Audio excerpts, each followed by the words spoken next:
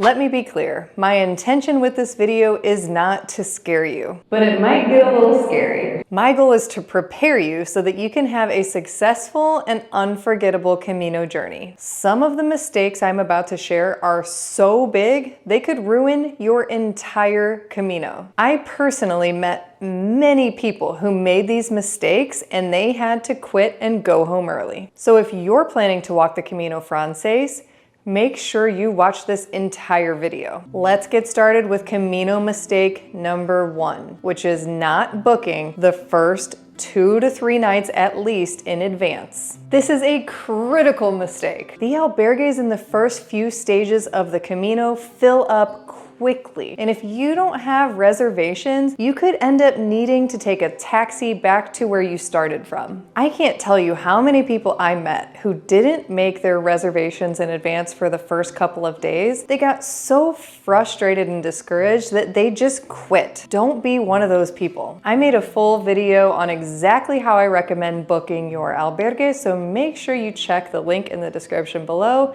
and watch that one next. Mistake number 2 is overpacking. Don't bring any items just in case. While you're packing for the Camino, I want you to repeat this phrase over and over again out loud. Every ounce counts.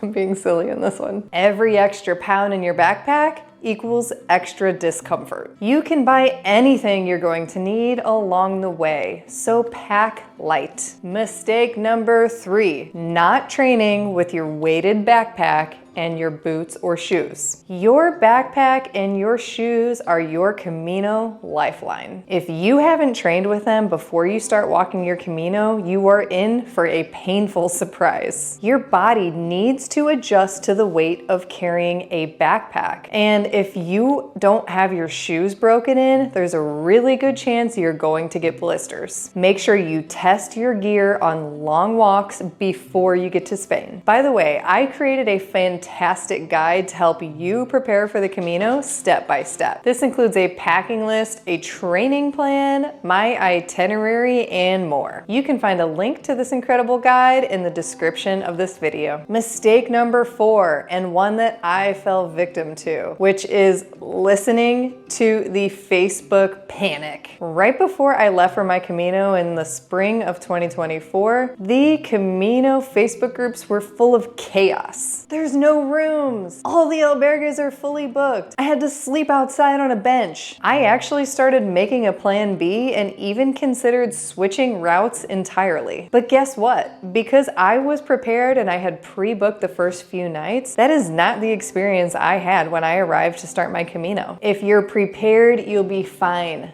Don't let the drama stress you out. Mistake number 5, pushing too hard too soon. Most of us aren't used to walking 15 plus miles every day. So here's my advice. Take it slow in the beginning. Do not plan days that are 20 plus miles in the beginning of your Camino. Keep your days shorter and work your way up to those longer days if you want to. Listen to your body. Take a lot of breaks. If you have to let go of some friends and go at your own pace, do it. Swap numbers and try to catch up with them later. Mistake number 6, listening to the haters. There are always people saying things like, you're not doing the Camino right if you do XYZ. And I am here to tell you that is garbage. This is your journey. If using luggage transportation makes it more enjoyable for you, do it. If the pavement is killing your feet and you need to skip a road section, take a taxi. You are no less of a pilgrim because you have made the choice to take care of yourself. There is no right or wrong way to do the Camino. Listen to your body, not the haters. And finally, mistake number 7